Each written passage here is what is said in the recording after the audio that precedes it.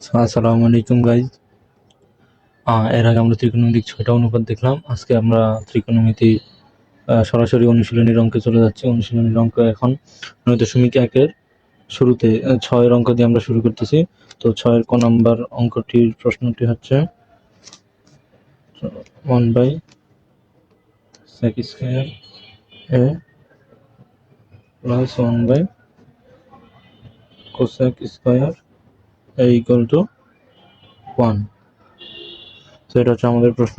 আমরা left hand side দিয়ে প্রথমেই লেফট হ্যান্ড সাইড সমান সমান 1/sec square a plus 1/cosec square a। তার মানে এখন এটা হচ্ছে বিপরীত সূত্র দিয়ে করতে হবে আমাদেরকে। 1/sec square theta 1/sec square theta সমান সমান আমরা জানি কি, আমরা জানি cos স্কয়ার থিটা।